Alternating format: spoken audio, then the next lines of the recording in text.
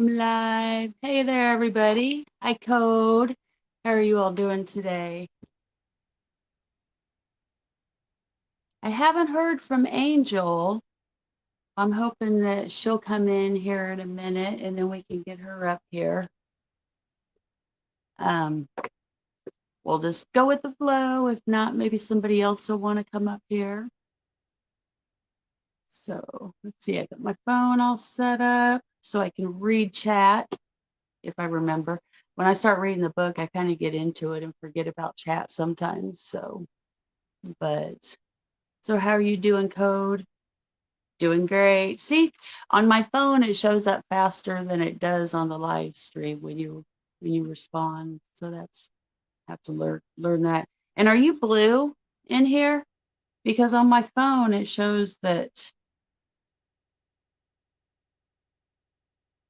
Oh no, it took it out. Now you should be blue. Huh. I guess it took away all my wrenches. I didn't realize that till just now. Well, now you're blue. Do you have a blue bandana on today? A blue apron? Oh, yeah, I'm excited. Today's gonna, yay, blue crew. Blue's my favorite color, so that's a good thing. But today's gonna be good. Gonna read some of the book and then going to Fantastic Caverns down here. I think it's about an hour away from us. And burgundy one, cool. Um, but it's the only cavern or cave in the country that you ride in a Jeep. So everybody loads up in a Jeep, and I guess they're propane ran Jeeps. And you get to ride around, and it takes about an hour to go on their tour. And that's an hour of not walking, but you can also get out. I guess there's different places that you can walk around, explore on your own. So I'm excited. I haven't been to Fantastic Caverns since I was like in elementary school. That was a long time ago. But it's I live here in Missouri and I knew that we had a lot of caves and caverns and didn't really think about it till we were reading on the book the other night. And I realized or I learned that apparently a lot of people call Missouri the cave state. I didn't know that.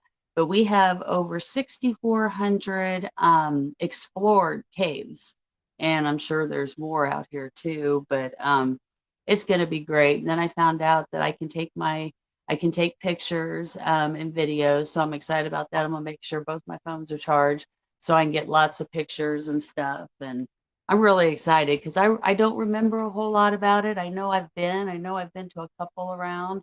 I remember it being cool, and I kind of remember some water dripping in some places, but I don't know which one that was. But it's going to be fun. So I think my aunt's going to get here around 2 o'clock or so in a couple hours, and then we're going to go do that. And then we're going to go out to lunch or dinner. I don't know yet if we're eating before or after, but yeah, so it'll be a cool time. I don't get to hang out with just her a whole lot. And she's the one I'm actually doing the garage sale or yard sale, whatever you want to call it, on Saturday.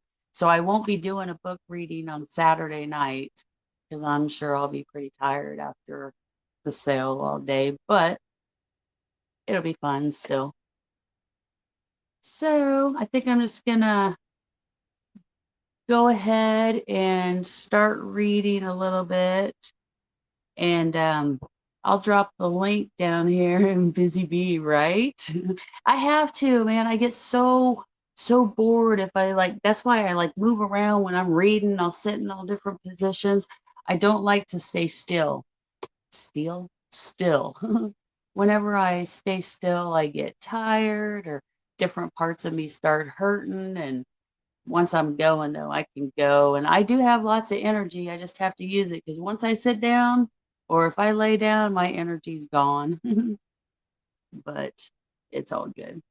Okay, so we're on chapter 6 in Lemuria and Atlantis. And this is really weird doing it daytime. I've got the sun shining in the windows. So it's, I think this is the first live stream I've ever done during the day. I don't even think I've been on anybody's panel before like 8 o'clock at night. So it was still daylight, but yeah. Oh, I also found out that the caverns that we're going to stay open till 9 o'clock. So your last tour can start at 8. So my aunt and I were talking, and I think you and I were too, Code, about what a different experience it'll be like, maybe going in during the daytime and going in at night. So we're going daytime hours today, but they're open year round. They're only closed on what is it, Thanksgiving, Christmas Eve, and Christmas Day, and till 9 o'clock year round. So once the time changes a little bit and it starts getting darker earlier, we were talking about going down and doing a new one, because we also found out that it's $30 to go on this 1 hour tour. And the tour, the $30, you get to stay in longer. From what I understand, you're just on the tram in the Jeep for an hour. And when you're done with it, they give you the chance to upgrade for a season. So it's only $5. So for $30, you can go one time, or you can pay $35 and go as many times as you want within the next 12 months. So I have a full year. So I think that'd just be silly to say no. I mean, unless you went through the cavern and you didn't like it, or, it was a terrible experience or something. So me and my aunt decided that we're going to go ahead and do the upgrade so we can get our season year pass, and we can go multiple times. And if anybody else that I know around wants to go, I can go with them too. And mine's already paid for. So, you can't beat that. $5 for unlimited. Yeah, you got to go with that. Okay, back to the book. So chapter 6 is North America. Just as sugar continually attracts ants. Oh, I know what I was going to do before I stop. I'm going to go ahead and did I put the stuff? It's actually, I did that a couple weeks ago. I have a new one. I don't know if you can see this right here that I found when I was going through things. If it shows up. But it says, in this house, the dog is in charge. So I decided when I get my van, I'm going to hang it up in my van, and I'm going to cross out house and write van, or write house, or write van instead of house.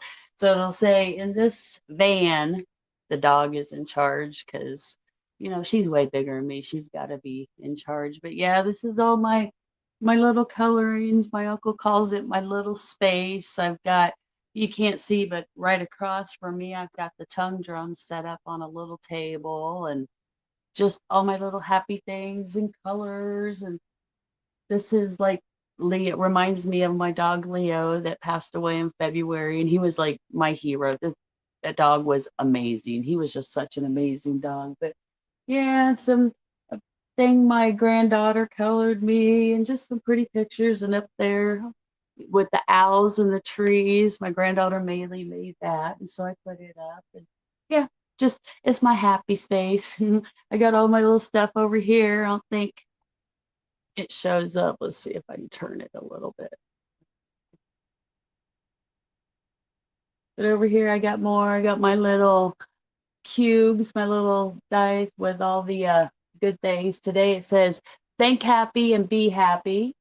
And this one says, make today amazing. So those are the two I'm showing today. And I've got my cards over here, my incense burner. I got an incense burner there, and I got another one over there. This is my chakra tree incense there. So that's really cool. But yeah, to show all that though, you can't see me and I can't sit over there. But yeah, this is my nice little Tanya's happy spot. My relaxation. It's all me. And there's like a couch on the other side. The couch and my uncle's chair kind of divides it. And I took this back area. And he told me, he goes, I've always wanted to do something with that room or with that area. And I turned it into a bedroom. It works for me and Chloe. I've got little dressers, and everything that I have in my space here will be going. I think everything, that picture up there is not mine, but everything that's here will be going in my van. I'm not sure how I'm going to do my Leo picture because it's on a thick canvas. I think I might just cut it so it's just flat so I can hang it up. Hi, Scott. Hi, Tom. Welcome in. I'm just talking about my space. I haven't even started on the book yet, but yeah, my little comfort happy space here. So real quick, I am going to turn you guys blue because apparently it took away all my blueness. So let's see. And I'm also, I think you got it all. I think I got all of you. I put the link in if anybody wants to come up and be with me so I'm not up here by myself. And I'll make you little, on the screen. So I'll be the bigger one and you'll be up there little. But I thought that Angel was going to come, but something came up. And so we'll get her on a different time. And so, yeah, if anybody wants to come up, and just like Code did on the other ones, just someone to sit up here. And if you see someone in chat bringing up a point, or if you have something to say, if I hear you talk, I'll stop. And, if we got to discuss something or just so whatever. But yeah, so I'm going to start. Chapter 6 is where we're at, and it's North America. Just as sugar continually attracts ants, so over a long period of time, portions of the North American continent that escaped the damaging ice age entice people from Mew, the Atlantic Ridge, the Caribbean, and Central America. Evidence of their presence is slowly emerging. Every year, archaeologists and other scholars push back their dates for civilization in areas where descendants of Atlanteans and Lemurians once lived. Human bones in the Meadowcroft Rock Shelter in Pennsylvania date to 12,500 BC, and debris indicates that human beings were living there for thousands of years before that time. Tools and other residue found at Cactus Hill and Saltville in Virginia and at the Topper site in South Carolina confirm that people settled in this country long before 10,500 BC. Not only do researchers regularly uncover older sites, but scientists have recently proved that radiocarbon dating, which had been accepted as a rough guide to the age of an object, can be inaccurate by thousands of years. British and American scientists, checking with uranium dating, a newer and more accurate method, found that radiocarbon dating became more out of date as they went further back in time. Dr. Johanna Nichols of the University of California, Berkeley, after analyzing the way languages have changed and diversified in this country, suggests that people have been here for 30,000 to 40,000 years. Theodore Scher of Emory University in Atlanta, Georgia, reached a similar conclusion after studying the DNA off the hair of wild goats in prehistoric sites where humans made their homes. Just as the first Atlanteans to move to Pisidia and the Yucatan were those who unselfishly focused on loving and caring for others, so spiritually attuned Lemurian priestesses who taught the law of one were among the early settlers in the lands of Arizona, New Mexico, Nevada, and Utah. Legends of the Hopi and Zuni Pueblo allege that their distant ancestors came from Mew and traveled to Arizona and New Mexico. These memories are reinforced by the Maya of Central America, who believed that Lemurians came to the land where the Hopi now live and, as they deposited their knowledge, activated it as a new spiritual place. On a cliff in Grapevine Canyon, Nevada, Lemurians carved the ground plan of a temple they erected as a tribute to the innumerable souls who perished as the earth shook and their motherland sank into the sea. Another story on stone in Nevada. Which one's the state? Am I saying Nevada? Nevada is the one that's by me, so Nevada's the state, right? Oh, I'm so confused. There's a town by us. So if I say it wrong, I'm sorry about that. But anyways, another story on stone in Nevada, I think it's Nevada. Another story on stone in Nevada says that Mew, the empire of the sun, which lies across the ocean in the direction of the setting sun, is now in darkness. Throughout the southwestern United States and Central America, Lemurians and their descendants enhanced rocks and temples with carved backward swastikas. Their beautiful sacred lotus flower in the plain and the plain equal arm cross that represented the four great creative forces of Earth. The four creative forces of earth, air, fire, and water. Like bee colonies searching for a new home site whenever their nests are disturbed, when unstable conditions disrupted their lives, thousands of Atlanteans and their descendants left their homelands between 50,000 BC and 10,000 BC. Some crossed the ocean from the Atlantic Ridge, while others traveled northward from Poseidia and the Yucatan on a land bridge that stretched from Cuba almost to the Key West chain of islands. In small boats, different groups reached and traveled up the Mississippi River. The variety of their tools, teeth and bones, legends, and earthworks reflect this long period of time during which the habits and physical characteristics of the income and refugees changed. The Cherokee, I wonder when we were going to talk about Cherokee, because I've got Cherokee in me. Blueberry pancakes, Scott and his blueberry pancakes. I just happened to look down and see that. Here we go. The Cherokee were among the first to reach North America. In her recent book, Voices of Our Ancestors, Cherokee Dwayne Yawahu reveals her decision to share teachings her people have carefully preserved since the beginning of their time.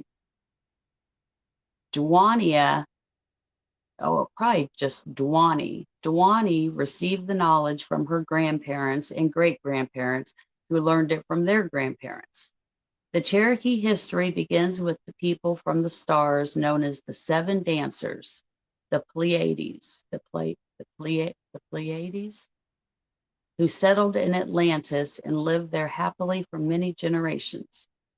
When the islands began to disintegrate, their descendants moved westward to the American continent, where they were known as Cherokee. The Cherokees' way of life and their advanced mathematical skills, wow, I never knew that Cherokee had. See, I need to do more research on Cherokee Indians, especially since I've got so much even I'm pale, but I have so much Cherokee in me. My grandpa was, I believe, half Cherokee. But I never knew that. Mathematical skills. All right. Their advanced mathematical skills, detailed knowledge of astronomy, and legends of their sources of power reflect the wisdom and accomplishments of their Atlantean ancestors. The Cherokee believe that mindfulness and love and care for others and for their natural environment maintain the balance of the planet and therefore harmony in the universe. Their medicine people once utilized crystals to capture and manage the Earth's positive energy for their own use. They believe this positive energy came from forceful dragons that they called Uktena, who represented the wave pattern of the Earth's magnetic energy.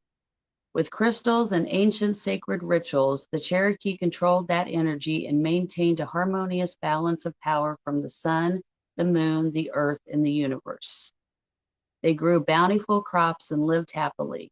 Immersed in their natural world, they led full, satisfying lives until Western civilization encroached and the number of Cherokee medicine people decreased. The rituals diminished, and the shamans lost the dragon power and their beneficial relationship with the energy currents of the universe.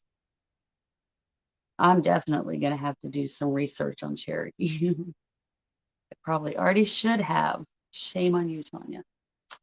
All right. Edgar Cayce describes another group of early visitors from Atlantis who camped at a site near Talladega, Alabama to make sure of healing techniques they brought with them. Wow. That's just, and most of you don't know, Scott knows, but man, Talladega, when I die, my kids have been instructed to take my ashes, part of my ashes and my dad's ashes, and take us to Talladega, Alabama, where we used to go for a week every year to watch the races. And it was like our major happy spot. We had so much fun there. And wow, so that's Atlanteans went to that's just true. Mine just got blown right there. Talladega is definitely a happy place of mine. Wow. Okay. Let's start that over. Um, Early visitors from Atlantis who camped at a site near Talladega, Alabama. The waters of a nearby river were helpful in offering relief to people with fevers, infections, and digestive disturbances. Following the instruction of a tutor from a temple in Pisidia, the Atlanteans built cedar conduits that would carry the beneficial water to people's homes. The Dakota remember that their forebears once lived in cities on islands to the south, many of which are now beneath the sea. Legends of the Iroquois, Sioux, Mandans, and Delaware refer to the home of their ancestors as an island that sank but was once in the Atlantic Ocean in the direction of the sunrise. These people all retain the aquiline noses, high cheekbones, and long skulls of their Atlantean predecessors. Physical characteristics that are completely different from immigrants from the Far East who settled in the Western United States. Large numbers of big game hunters known as the Clovis people first appeared at the mouth of the Mississippi River in about 10,000 BC when Lemuria and Atlantis disappeared. Their weapons, called Clovis Points, were bifacial, fluted stone points, often 10 inches long. Archaeologists used the word points because they weren't sure of the size of the Clovis people. If the hunters were tall, the points were arrowheads. If the hunters were short, the weapons were spearheads. From the mouth of the Mississippi, the Clovis people spread to the southeast and eventually over much of North America. Although they were not the first to migrate to this continent, a variety of sources indicate that the Clovis people came from the direction of Atlantis. The weapons of the Clovis are identical to the older ones of the Solutrean people who lived in southwestern France and Spain, on the seacoast and along the banks of rivers that led to the Atlantic Ocean before the final sinking of Atlantis. No Clovis points have ever been found in Siberia or Northeast Asia. Experts believe it is highly unlikely that the similarity in the complicated intellectual process of duplicating the Clovis and Solutrean stone weapons was a coincidence.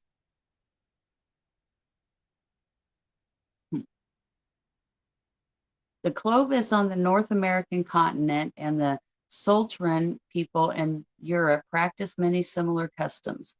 They both buried their dead with exquisitely fashioned stone tools in caches filled with red ochre and used similar items in their ceremonies. Both groups shaped mammoth ivory in the same way to weight their weapons, and they straightened their spears with shaft wrenches. Genetic research also points to their common place of origin, for these people who entered the Americas in 10,000 BC were from a DNA European Caucasian group labeled haplogroup X. The island of Atlantis in the ocean between their continents is a likely possibility for their initial homeland.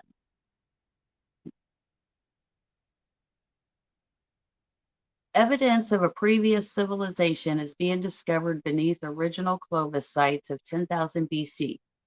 The tools of these earlier settlers, such as those archaeologists are studying near Allendale, South Carolina, which dated to at least 16,000 years ago by optically stimulated luminescence, were very different from the stone tools of the Clovis. The pre-Clovis people were more dependent on fishing, which indicates they probably came from an island home where the ocean waters surrounded the land, making fishing a natural occupation.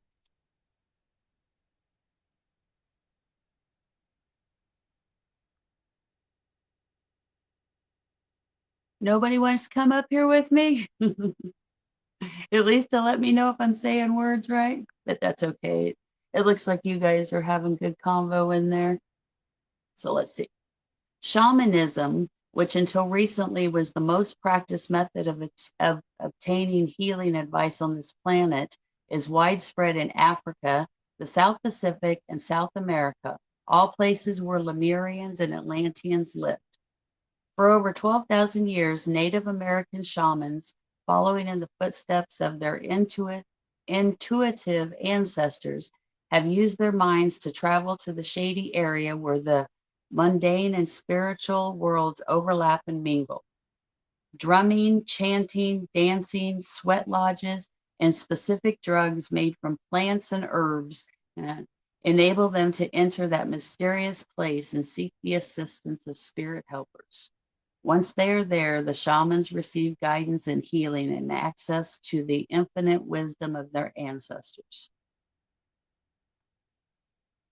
Edgar Cayce explains that archaeologists find few remains of the bodies of the early settlers on this continent because the first Atlanteans who came here and their immediate descendants cremated their relatives when they died.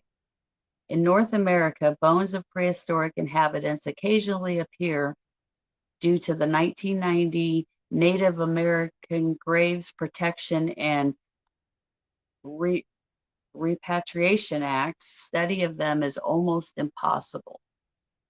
Native Americans who believe their people did not migrate from another continent and that they have been here since time began were instrumental in passing legislation which states that all prehistoric skeletons found in the United States must be reburied. I didn't know that either. Even though archaeologists demonstrate that the features of these skeletons exhibit no relationship to any modern tribe who lives in the area where the bones were found, the scientists do not receive permission to test them. The intention of those who advocate the law was to protect their ancestors' sacred remains from grave robbers, but in practice, it has enabled tribal activists to prevent the study of the DNA of ancient people, making it difficult to learn their place of origin. I did not know any of that either. Grab a drink.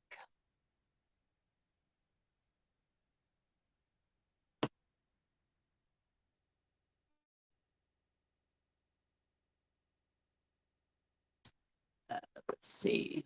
Where we at? There. I think I just read all that. I lost where I was at. Oh, right here. In July of 1996, along the bank of the Columbia River in Kennewick, Washington, two men discovered the skeleton of a 5-foot 9-inch man who fished in the river about 9,300 to 9,600 years ago. The skull's long, narrow face is completely different from the nearby American Indians in the northwestern United States, and scientists are hopeful they will receive legal permission to study it fully. 7 complete skeletons similar to Kennewick Man have been found in North America, as well as fragments of at least 20 others. 2 ancient American skulls, which are very different, also remain a mystery. Well, that's kind of crazy that they can't test. I never knew that they couldn't test any human skeletons that were old here. That's different. I'm buffering. Uh-oh. Am I still buffering? Am I better? Oh, it's your end. Oh, that's not good.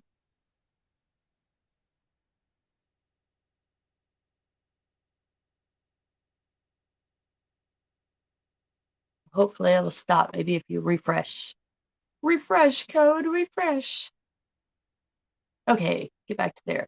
Edgar Cayce says the second generation Atlanteans who journeyed northward from the Yucatan were among the mound builders of Kentucky, Indiana, and Ohio. Long before written history, people throughout the South, Central, and Eastern United States moved tremendous quantities of earth to erect immense artificial hills.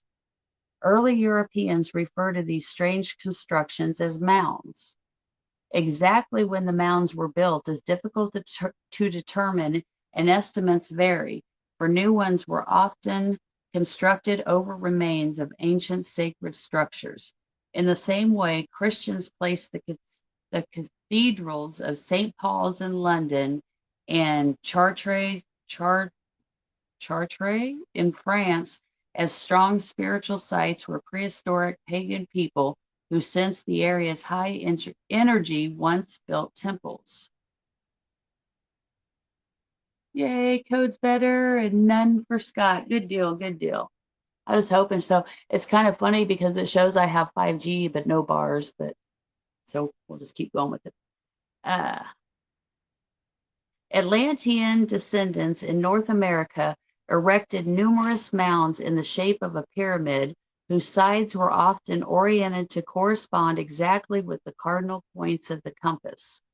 A pyramid as large as the Great Pyramid of I can't ever say these. Great Pyramid of Cheops in Egypt once stood at the intersection of the Missouri and Mississippi rivers in East St. Louis.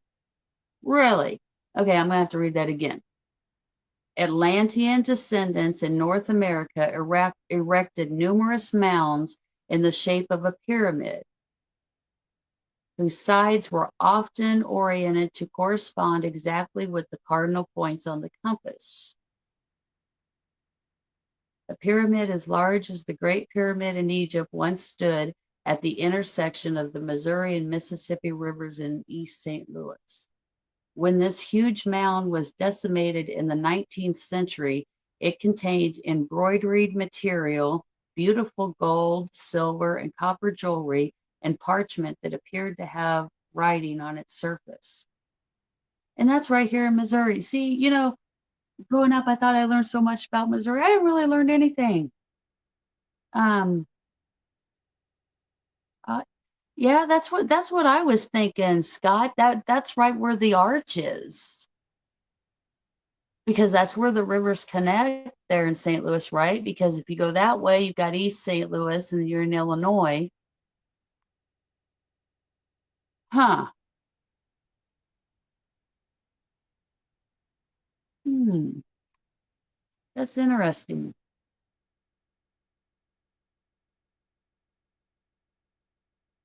And hmm. And you know, even where the arch is, there's an underneath. Because you can go underneath. That's where the museum and everything is, and they have elevators down there. Hmm. Now I'm trying to think about all my and that very interesting, very interesting. But we're only in one chapter that we're reading today, and I've already got so much stuff I gotta look up or think about. This is great. Right. At that location, and that's right there in St. Louis, right where the arch is. Because I'm trying to think direction wise, because the arch sets on the south side, right? On the south side of the river. Or it's the east. Well, I don't know. I don't know. I'll do some more thinking about that. I feel a video coming on of St. Louis Arch and the pyramid. I wonder if you can find a whole lot. I'm definitely gonna check into that. That's hmm. Yeah, that's what I thought it was the south. Do you know you've seen like the arch in St. Louis, right? They call it the gateway to the west. And it's just a huge arch. I don't even know how tall it is, but it's really wild because when it's really windy and stuff, it sways. And they have rides where you can go up in the elevator and go all the way up around the. Now, I have never even attempted to do that. I can see it swaying from the ground, so that wasn't for me. But yeah, but underneath, because underneath is also where you go in to get your tickets to ride up in the arch. But underneath, they have this huge museum, and they have all kinds of native. But man, and I've got pictures. Last time I went to the arch. I went to the a couple times ago. I went to the museum, took all kinds of pictures, but there is all kinds of stuff down there. Hmm. I don't ever recall hearing anything though about a pyramid at one time being in St. Louis. And growing up in Kansas City area, Kansas City's here, St. Louis is here. It's just one road. I-70 takes you right to it. Rose, hi, I'm so glad you made it. Turn you blue. We're still reading the same chapter that I started, but right now we're talking about North America and the Atlanteans coming here. And I just read a paragraph that talks about they believe that some of the first Atlanteans to come to Missouri actually built a huge pyramid where the Mississippi and the Missouri River meet in St. Louis. And we were discussing that that might be right where the arch is. And you can go underneath the arch. So I don't know, just something. There's Angel. Angel, I'm so glad to see you. Yay! We haven't made it far in the book today. I've been talking more, I think, about things that, yeah, hopefully everybody's blue. It took away all my blue and now it's back. So yay! But there's the link if you want to come up, Angel, or if Angel doesn't want to come up, if somebody wants to come up. But I'm definitely gonna be doing some more research on St. Louis, and man, this book is making me think all kinds of things. When I get done reading today, my aunt's coming over, and we're going to one of the caverns here in Missouri because the last time we read, we were talking about caves and caverns, and it's like, man, they're right down the road. I can just so I'm gonna go do that. I'm all excited about that. Oh, and look, there's Jackie. Yay, I'm so excited. Everybody's coming in. I don't have Jackie on my phone yet. As soon as I see you, Jackie, I will turn you blue.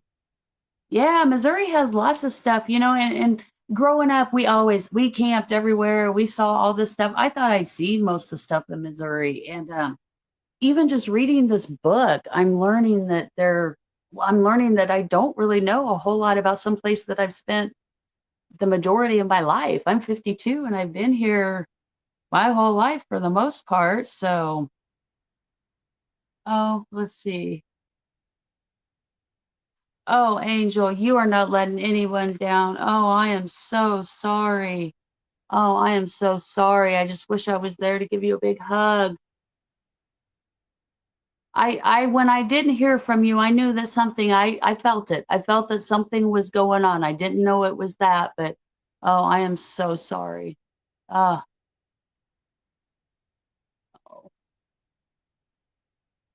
don't even think that you're letting me down or anybody down. You are definitely not. Oh, yes. Yes, she definitely gained another angel. I know that is hard. I lost my dad in 2004 and yeah. Oh, sending prayers with you. I'm so sorry about that. Uh, Let me see. I'm gonna put on mute for just a minute because I'm sitting on an air mattress and had this air mattress for a long time. And last night I pushed it up against the wall and apparently a nail was sticking out on the baseboard and it popped it. So it has a hole in it that I put duct tape because duct tape fixes everything. So I put duct tape on it and it's holding up for the most part, but it's kind of I'm starting to sag. So after I leave the cave tonight, I'm going to get a new one, but I'm going to put it on mute for just a second so you can't hear my air mattress tearing up. Hold on.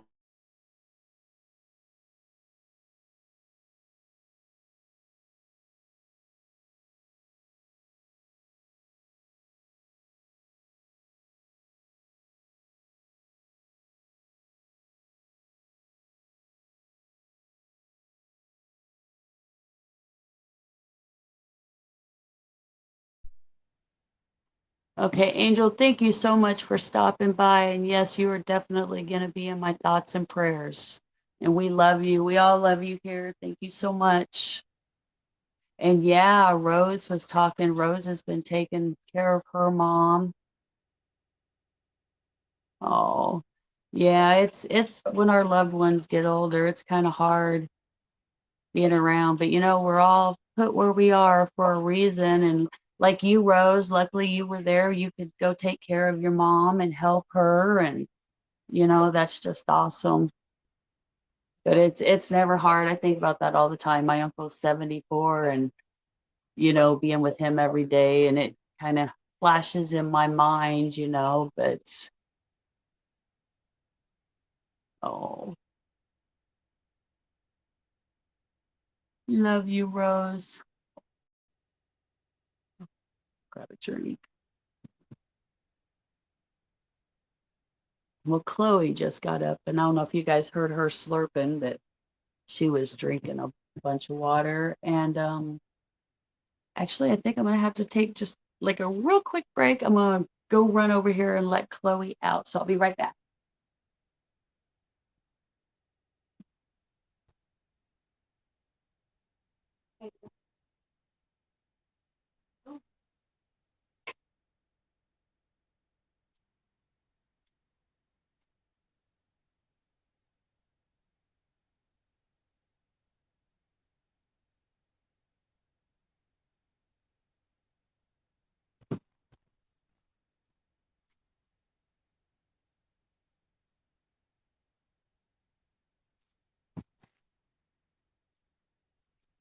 Okay, so I put the dogs out. I don't know how long they'll be out. It's kind of warm today, but not as warm as it has been. So they'll let me know, though. Teddy will scratch on the door when I gotta go let them back in. But let's see. We were talking about St. Louis and the pyramid that was there. In 1890, on behalf of the Smithsonian Institution, Cyrus Thomas made systematic explorations of hundreds of these artificial hills in the southeastern United States. His work consisted of gutting and demolishing the ancient structures. In the same area, well-meaning people also destroyed huge towers, walls over 800 feet in length, and canals as long as 14 miles. Wow. Oh, and the mounds. Jackie just went to a mound not long ago. But yeah, see, and that's something I never thought about either until Jackie started talking, Jackie and Allie, and they were talking about the different mounds. And I didn't realize how many mounds were in our country either. You live someplace and yeah, I just never realized it. I guess when you're growing up, especially when you're kind of being told, what to learn and what you need to do, all the other stuff just kind of slips. But yeah, that was great. I watched that, Jackie, when you were there. That was, I am all for, that's why I can't wait to get my van because I just want to explore. There's so much just here in our country. And now I'm finding there's even way more in Missouri than I thought that I can explore. So, but that's okay because my exploring Missouri starts today with the cavern. And I'm sure I'll be doing, as soon as I found out I could take pictures and videos in there, I was like, yeah, there'll be a video. But have I seen what, Rose? I think I missed something.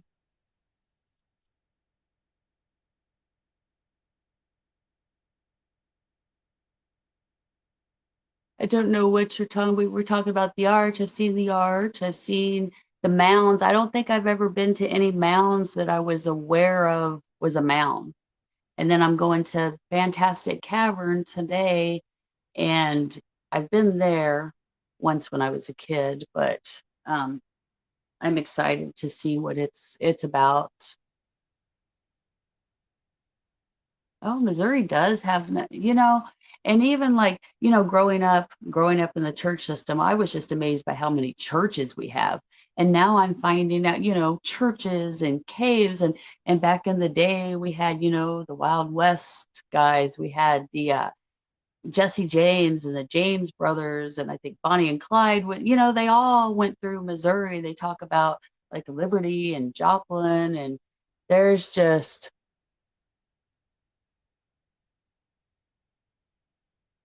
and you'll be on the road trip. Oh, I plan on seeing it all. I'm gonna come to Oklahoma and see it all. We'll see. Oh, see, I've been there. Like I said, I was in elementary school and I don't remember a whole lot about it, just a few things. But now that I'm older and I'm more open-minded, more knowledgeable, I guess you would say. Yeah, I'm excited. I am really excited about today. And we found out that it's $30 to go. It's an hour Jeep ride, and you can also walk around, but it's $30 to get in. But when you're done, they ask you if you want to upgrade, and for $5, for $5 more, you can go as many times you want in 12 months. So my aunt and I just already decided that we're gonna get the year one, and we were talking about going in during the daytime like we will today, and it might be a completely different experience going in at night. So like during the winter time when it gets dark early, we're going to go down there and do one of the later trips. So, hi, Pearl. Oh, so good to see you. Welcome in. I'm just trying to catch up a little bit on the chat. And I'm going to get back. We're on chapter 6 of Lemuria and Atlantis. We're actually the last page of chapter 6. And right now we're talking about North America. And I'm just finding out there's more going, even like Cherokee. I've got a lot of Cherokee Indian in me. And I never knew that the Atlanteans were the first, to come over here and do. So, yeah, I love this book. I'm just learning so much. And so much, it makes me want to learn so much, so many other things I want to explore and learn about. But itchy armpits. Where did that come from? Oh, you crack me up, Cody. Okay. Uh, blah, blah, blah. Now I can't talk. The innumerable the innumerable ley lines in the United States may help to explain the Cherokees' Uktenda, the dragons who represented waves of the Earth's magnetic energy. Ugh, I can't talk all of a sudden now. So this word is Ley. Ley lines? Would it be ley lines? Ley lines, perfectly straight, man-made paths that are visible from the air on every continent, were first documented in England by Alfred Watkins in his book, The Old Straight Track. The lines stretch for hundreds of miles over all sorts of terrain, deep into valleys and directly up high hills in Great Britain, Germany, China, and the United States. In Great Britain, churches, mounds, crossroads, cemeteries, marked stones, castles, and fords continue to identify the ley lines that are always perfectly straight. Yes, that is right, ley? Oh, okay, good deal. Because it's just a short word. It should, like hey is H-E-Y, right? Oh, I got to get back up. There we go. The large mound at Portsmouth, Ohio, from which groups of mounds extend in concentric circles into West Virginia and Kentucky, is located on a ley line which runs from Marietta, Ohio, over 65 miles away to Lexington, Kentucky, 190 miles in the other direction. The line is 59 degrees from the true north, the exact angle of the sunrise at Marietta on June 21st, the day of the summer solstice.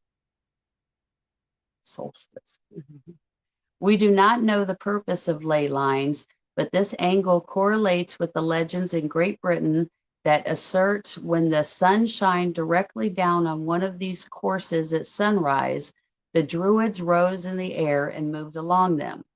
Scientist John Mitchell suggests that ley lines were built to channel the flow of the Earth's magnetic energy. In 1987, officials of the city of Seattle, Washington, began a comprehensive project of mapping the lines in their vicinity. They planned to place a series of environmental artworks at key power spots to mark and perhaps enhance the invisible energy. Prehistoric builders often constructed mounds where ley lines crossed, for they believed that enormous vortexes of energy were created at these sites. As we learn more about the mysterious lines and the magnetic energy grid which surrounds the Earth, it may be possible to perform rituals at powerful places that would send energy along the ley lines to promote peace and compassion. Wow, there's a lot in the United States. Let's see what I guess if I pick this up, I could see better.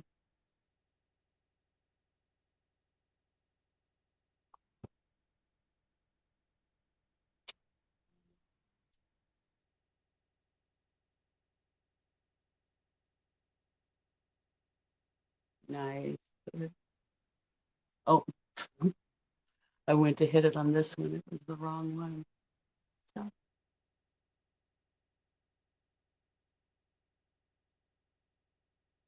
gonna make us think, huh? Things that make you go, That's awesome, Jackie.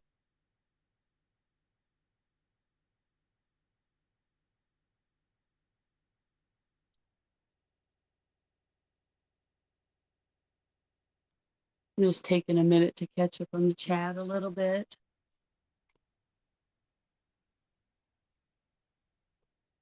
Our next chapter is going to be South America.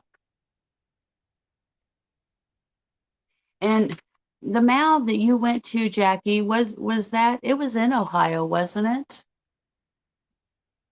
Is it the one that they're talking about at Portsmouth? Or I don't remember, and I watched the video because there were several of you there, and I remember seeing it, and I remember you and Allie talking about it, but for the life of me, I can't remember which one.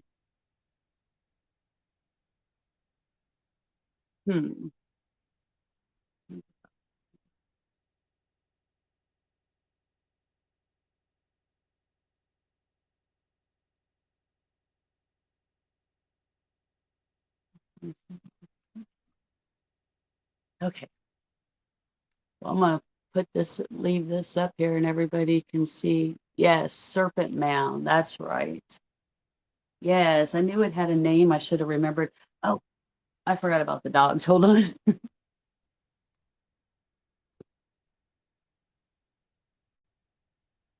Hey girl, make some noise so I know you're there.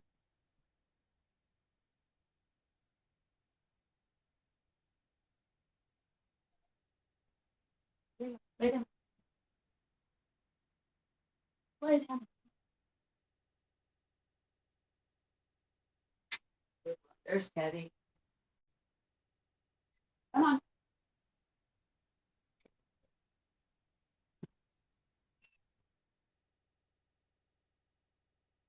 That's the difference going live during the day. Nobody's here. The dogs one in and out. So they're all taken care of now. Let's see what else.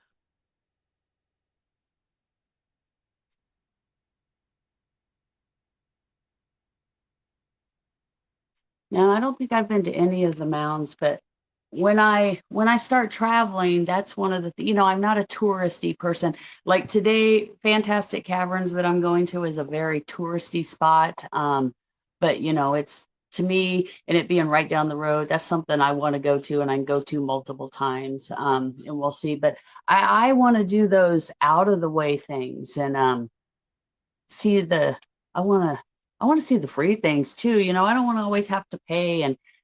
And around here, around Missouri, I typically think touristy stuff. So I have to get that out of my mind and realize that there's other places. But yeah, I've been looking. I've got maps of all these different states, and I've got a whole bunch on the Indians and Indian lands and things like that. And there's a bunch of mounds mentioned in there. So that's what I want to do. I just want to travel around and see all of this. Oh, you will find out. I have no doubt. Yes. Okay, I'm going to start here with South America. When Lemurians realized their land would disappear, in their desperate attempts to preserve knowledge, they carried records and artifacts to the east to South America and to the west to India and Tibet.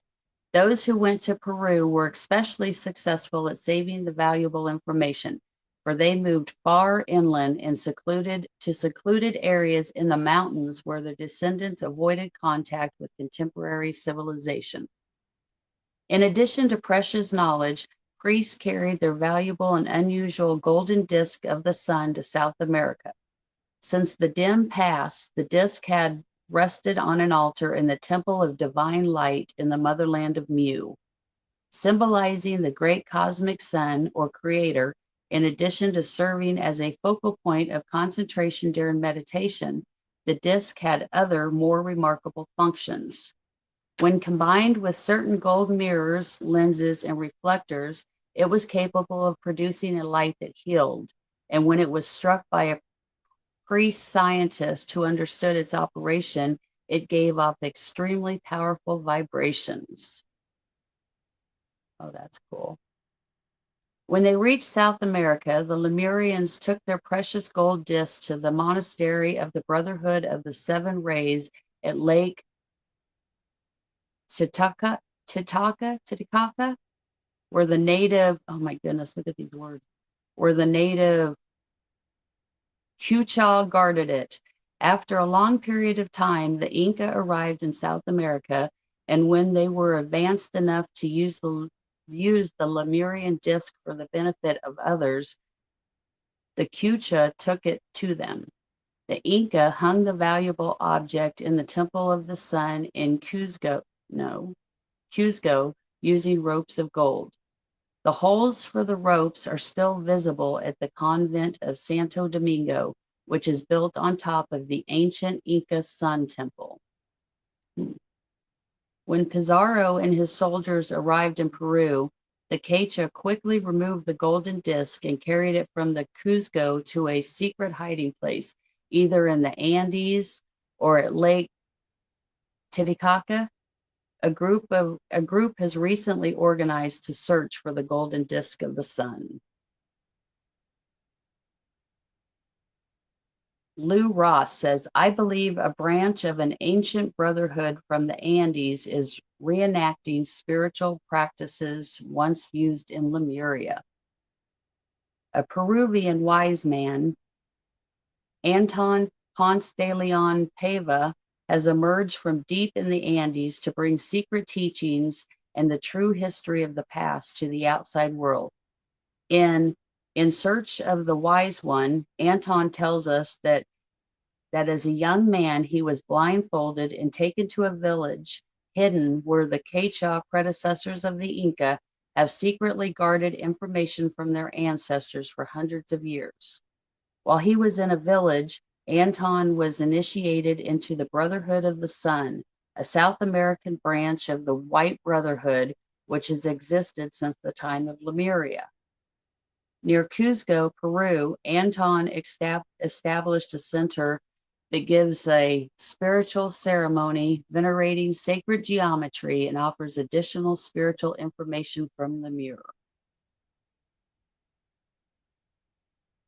Okay, this is from Apache Chief Asa Delugio.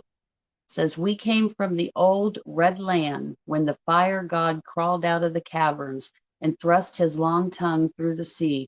For in this land the earth walked, and the sea came up in a mountainous waves and covered the smoking, burning temple.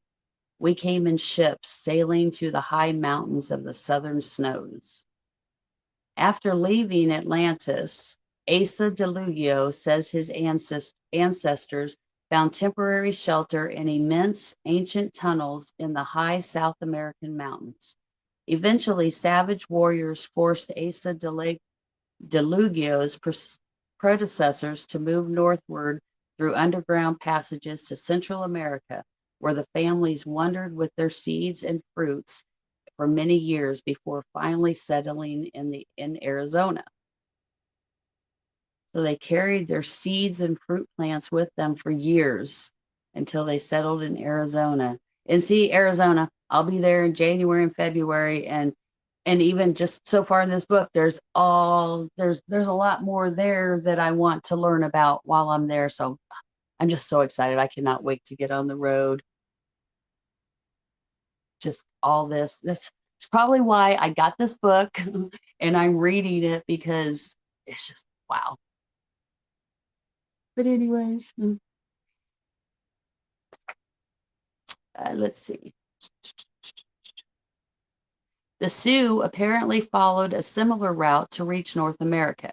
Years later, when Sioux chief Shooting Star made a trip to the high Andes, the Peruvians welcomed him with their ancient private sign, which was identical to the greeting sign of the Sioux. Shooting Star suddenly realized that his ancestors also journeyed to their present homeland by way of South America. Asa DeLugio's description of underground tunnels in South America correlates with numerous reports from early Spaniards, native people, and adventuresome explorers. Some accounts describe a network that at one time made it possible to travel underground for 400 miles from Cuzco in Peru, oh my goodness, to Tiahuanaco in Bolivia.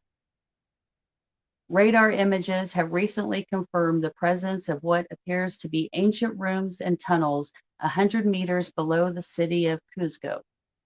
One tunnel links the Temple of the Sun with 5 other Inca buildings in Cuzco that are in perfect astronomical alignments. Hi, Mikey. Now the cat's here.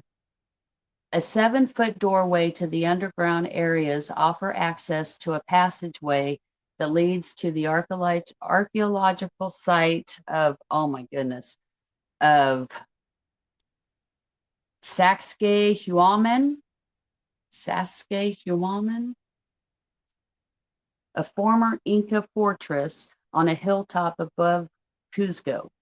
It is said that Incas in Cuzco fled from the Spanish through a tunnel that took them to the forest and mountains east of Cuzco, possibly to their lost city of Grand Haiti that lies in that direction. I know I'm probably just butchering all of these these names, but oh wow.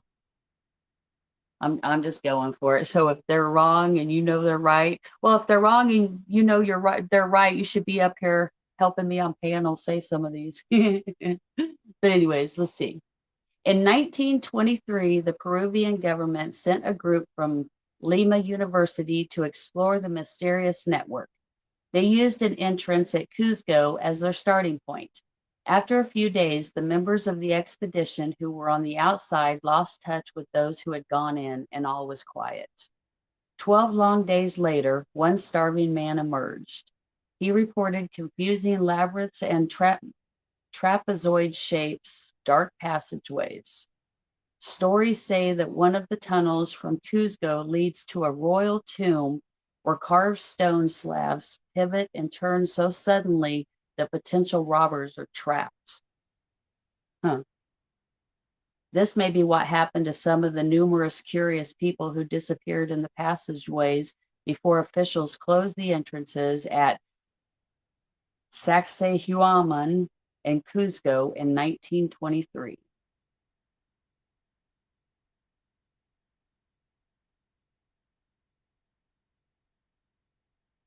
Ancient South American tunnels are visible in other areas. In 1972, a severe earthquake in Lima, Peru, exposed long underground passages that seemed to lead to the mountains in the east. It was invisible to travel in them, for they were in very poor condition after such a long period of time. At the ruins of Semepata in eastern Bolivia, there is an entrance to an unexplored man-made tunnel. The passageway leads to the northwest, probably to a mountain about 15 kilometers away and possibly farther. Situated on a mountaintop many miles west of Sao Paulo. See, I cannot pronounce these names down there. And I know it. It's Saopaulo. I see that name all the time. Sao Paulo. Anyways, in Brazil, the tourist town of São Tomé das Letras. Oh my goodness, guys.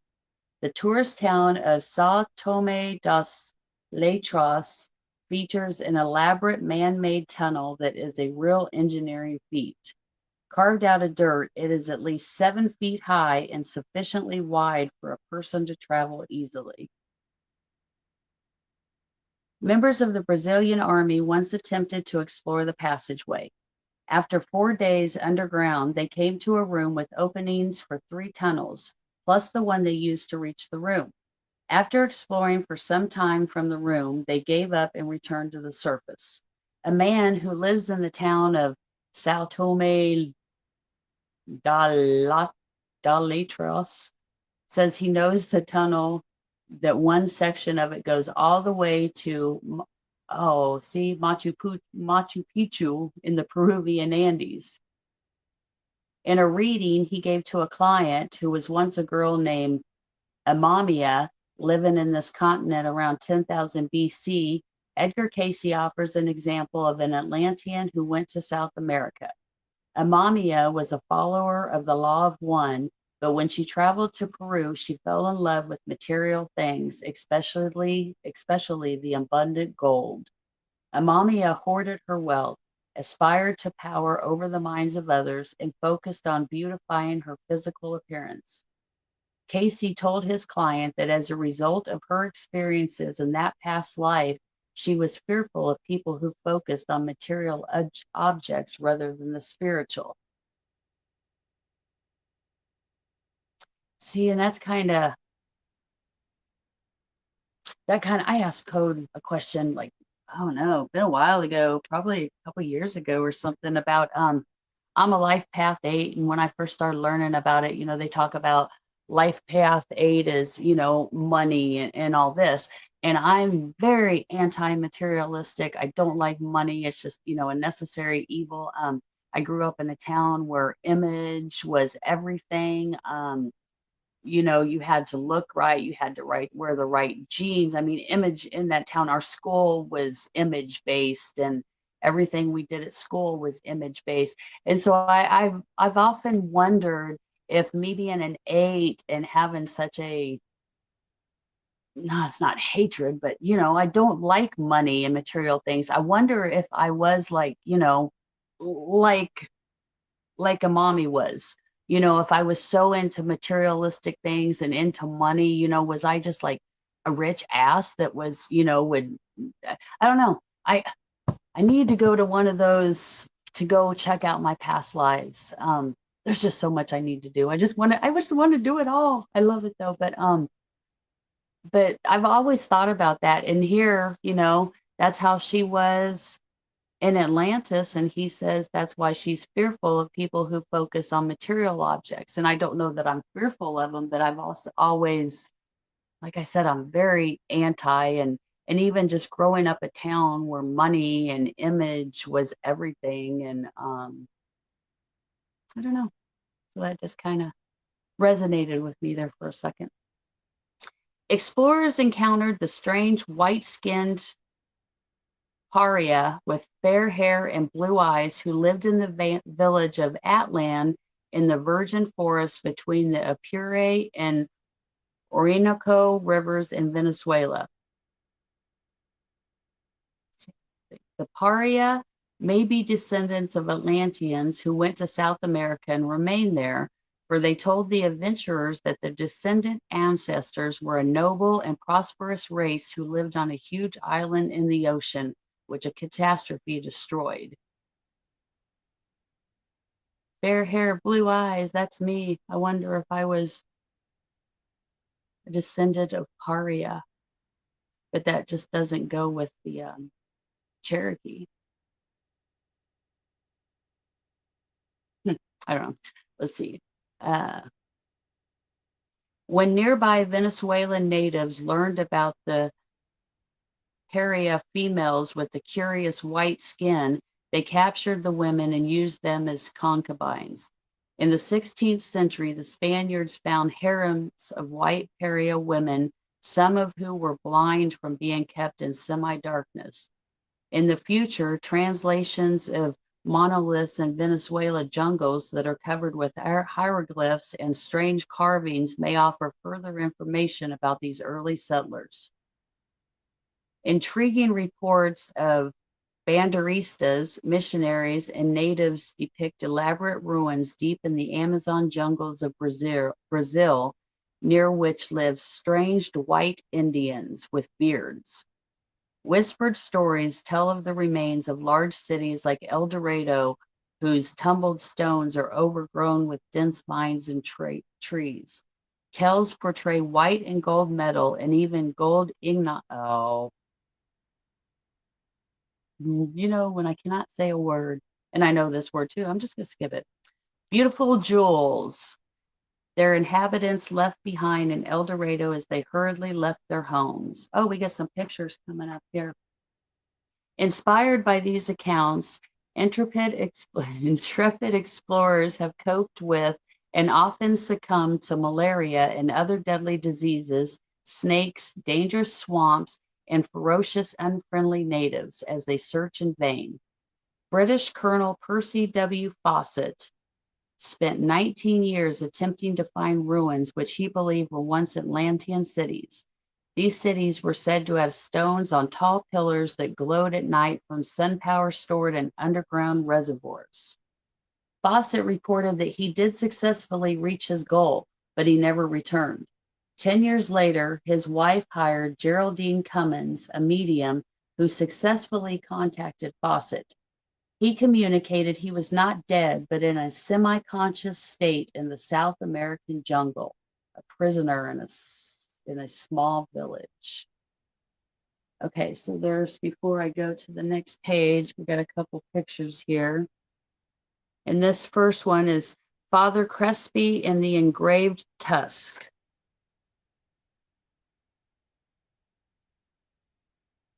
I don't know if all the detail shows that, but you can see all the engravings on that tusk. Meow.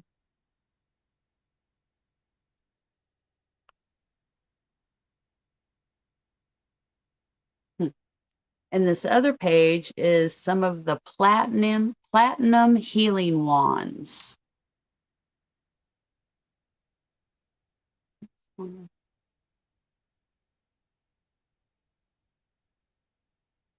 Notice the one in the middle? It looks very familiar.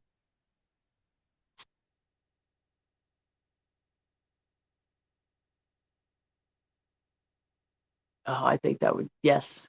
Underground tunnels are going to be great. You know, back to the Missourian tunnels. When I was looking up caves and stuff, there are some caves here that you can get like the full experience. You have to put on the headlamps. They put like bibs that cover you. You go in, you crawl, you get muddy. I mean, there's places you have to climb, things you have to crawl under to get way into it. And I'm not sure about those. I'd have to find someone that could go with me because my aunt and uncle, neither one of those could do that. But yeah, I just thought that was kind of cool. Very true. Very true. Yeah, Scott, that's the first thing I noticed. It's right there. Show it again.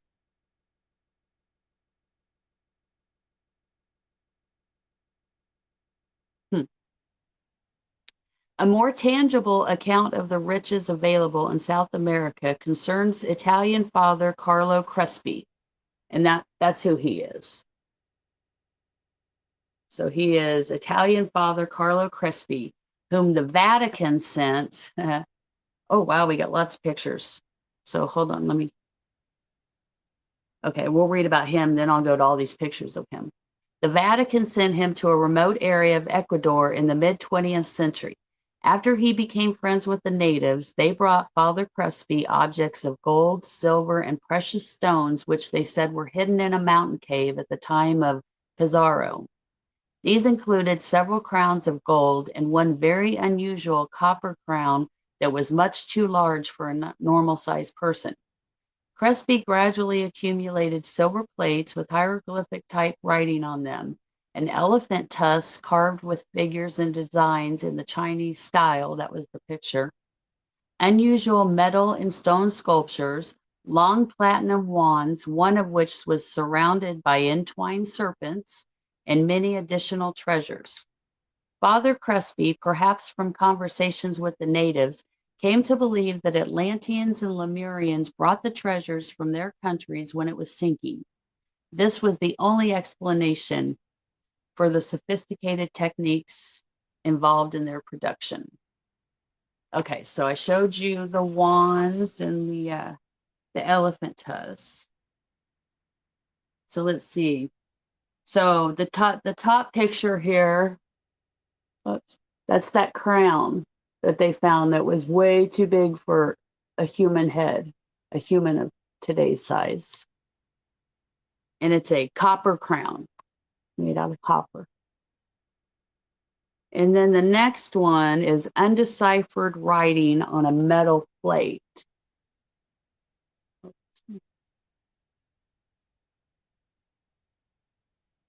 They still don't know what that says. Oh, looky there. And then we have a relic made from metal that does not corrode that he found right there.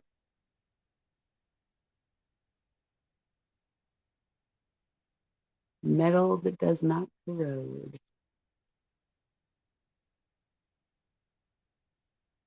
What Father Crespi saved from the fire is on the bottom. Oh, so we're going to read about it. Of course, there's always a fire, right? There's a fire or they just lose things. So that's a room full of everything that he managed to save.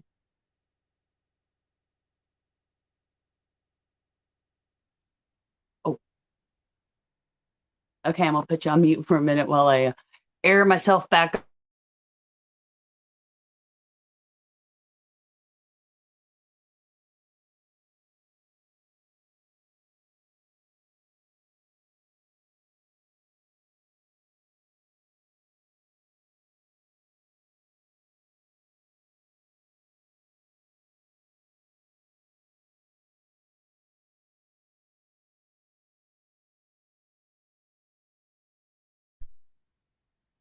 Okay, I'll air it back up.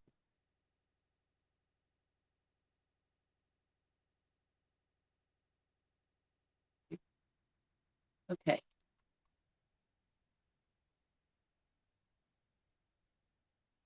With the permission of the Vatican, Crespi built a museum to house his valuables. In 1960, it was one of the largest collections of artifacts in Ecuador, and he was recognized as an archaeological authority. In 1962, someone set fire to his extraordinary museum and burned it to the ground. Always. That's like a common theme in here. Everything they find either gets burned down or burn it or they lose it. Very convenient, right? Yeah, and I thought about I couldn't find any patches, so I have a whole bunch of duct tape. But the problem with where the hole is it's on the bottom on the side where Chloe sleeps.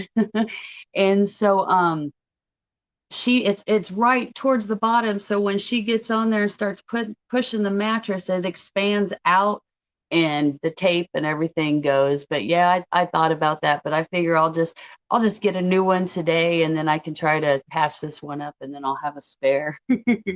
But yeah, it was so funny. I wish I would have grabbed my camera, poor Chloe, and taped it, but I wasn't asleep yet and I was watching TV and I wasn't even watching TV. I was playing games on my phone, go figure. And I hear Chloe making some kind of weird noises and stuff. And I turn around and she's like in the middle of the bed and she's way down here and the air mattress is all puffed up all around her. And she was just laying there looking at me, not moving. So I didn't know what to do. So I immediately just hit the plug because it's one of the air mattresses that has its own plug in. And so I just hit it to deflate it really quick. And then she got up and went on her bed and then I found the hole. But I just felt so bad for her because she's just laying there. And I mean, it's all around her. And she's just looking up at me. Well, right. That's what duct tape's for, right? BBC. I don't know. See, I'm thinking I've got too much going on. I go back to work. So the easiest thing right now is just to buy a new one. So unless I get down there, if they don't have one, I guess I'll go to Plan B because this is such an awesome air mattress. I don't want to get any other kind because I mean, it holds her and her moving around and her big old like bear claws that she has. So that's great. Okay. 62 was the fire.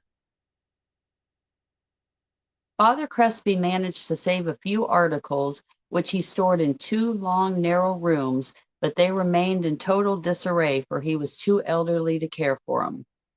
The photograph Bob Brush and a friend took when they visited Father Crespi in early 1970s are the only evidence of these priceless artifacts from the past.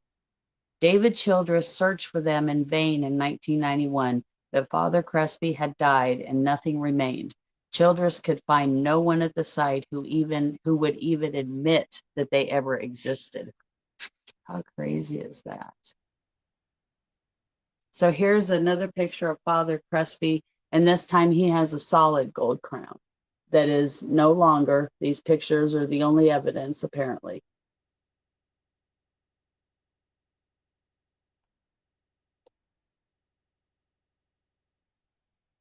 In 1532, Pizarro, the Spanish conqueror of the Incas, captured Inca king Atahualpa and held him hostage. Pizarro told the natives that he would not release Atahualpa until they filled the room in which he was holding the captive with gold as high as the king could reach. To meet his demands, the Incas loaded sturdy donkeys with precious objects and began to carry them to Pizarro. Pizarro rejected anything that wasn't gold, and when the room was only half full, he killed his hostage. When this terrible news reached the pack trains that were on their way to Pizarro to save the king, they quickly turned around. Eventually, the natives hid their cherished cargoes in secret caves. Crespi believed the priceless gifts the natives brought him were part of the treasures that were once on the way to Pizarro.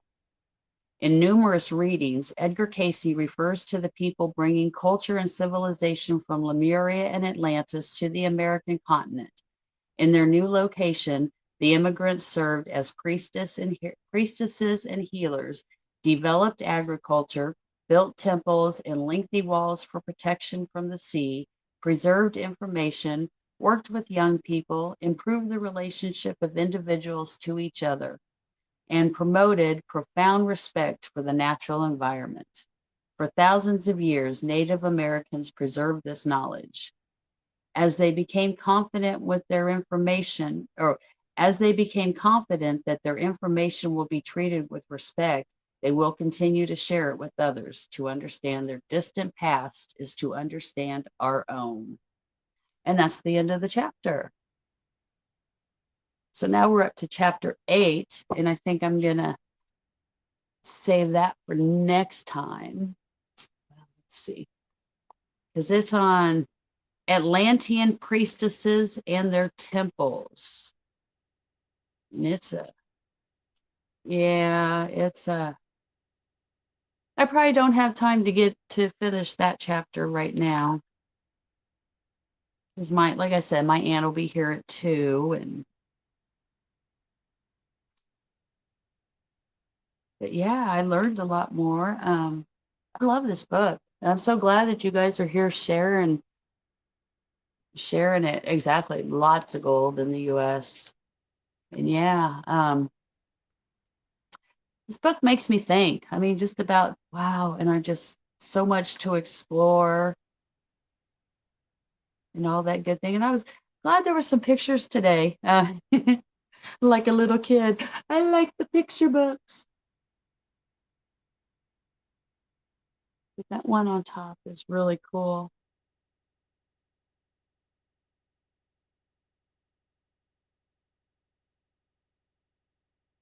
Yeah, y'all.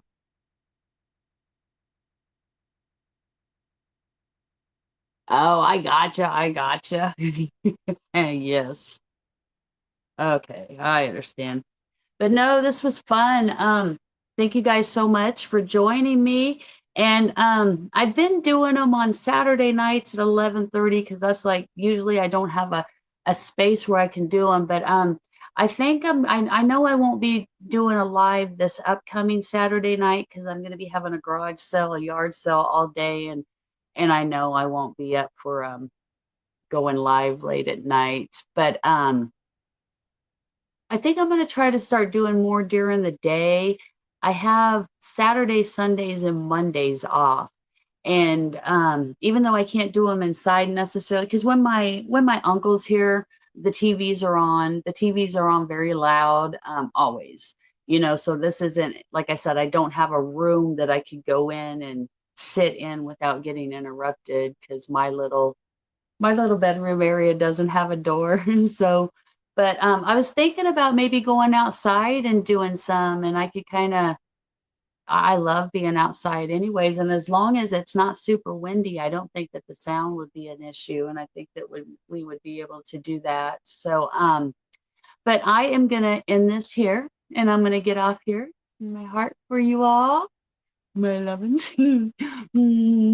I love you all, and I am so appreciative of every one of you. I cannot even explain, and I'm so excited because I'm going to be meeting so many of you when I start traveling. And like I said, my first stop is Oklahoma. I'm gonna go see Rose, so she's going to be my first out of state trip. But this afternoon, I'm going to go down to the caverns, and I'm going to take lots of pictures and do some videos or take some video clips. So I will be putting together a video, and I'm probably going to put it on this channel instead of my other one. I don't do the lives on my AY Not 8 anymore because I didn't like some of the negative energies that were being brought onto my channel by family members that I love, but who do not quite understand my way of thinking, our way of thinking, our openness. I don't know. So instead of being trolled by them and having to get the emails telling me I'm evil and stuff like that, I just decided I had been thinking about doing a different channel anyways, because AY Not, I started that. AY Not 8 was based mostly just my sky videos. So I'm still going to keep putting videos up on there of different things, keep that one going. But this channel right here is going to be my primary focus. And yeah, I hope to keep doing the book clubs, but I also want to just maybe do some regular lives. And I like being on panels too, or just in chat. So who knows? I just go with the flow. I'll just go wherever I'm meant to go and whatever I'm doing. But I'm so glad about this and reading this book, because I think I read the first couple chapters myself, and I'm getting so much more out of it with you guys, and hearing your inputs and seeing, even though I didn't get to react to chat a whole lot, but just it's a different points of view coming from different angles, and I like that, because there's no one true way on pretty much anything. There's always different interpretations or feelings or whatever. But yes, I'm going to get off here. I'm just rambling now, so I'm going to get off here and start getting ready for my next adventure of the day. And if anybody's live tonight, I'll probably be on here live, so if I see anybody on here, I'll come say hi. So I love you all. Mwah! Thank you so much. Have a wonderful rest of your Monday. Yes, our own private channel. There you go. And and if you notice, like if you make videos, sometimes, like especially Scott, because my family members do know Scott's channel. And so when I comment on there, I'll try to make sure that sometimes I do it on the AY Not, just so I just don't want to deal with them. I really don't care what they think. I know what they're thinking is wrong and all that, but it's just negative energy I don't need. And I've pretty much removed myself from most of that. So, and I just decided it was time. And I really like this, the name Radiating Self-Light. That really got me thinking. And I thought about it for, 3 or 4 days, I think, before I came up with the name. And Code and Scott, they both know. I both sent them both messages. What do you think about this name? Or what do you think about that name? And then one night I came up with Radiating Self-Light, and it was really weird because I'm one of those people that I always, need like confirmation or validation. So that's why I, ask, or I'll give someone, here, what do you think about this? But when I came up with Radiating Self-Light, I just went for it. I didn't ask anybody. I didn't say anything about it to anybody. I came up with the name, put it on there. I got an email account of the same name and got my pictures and everything going. So yay. Okay, so let's see. Yes, big love to you all.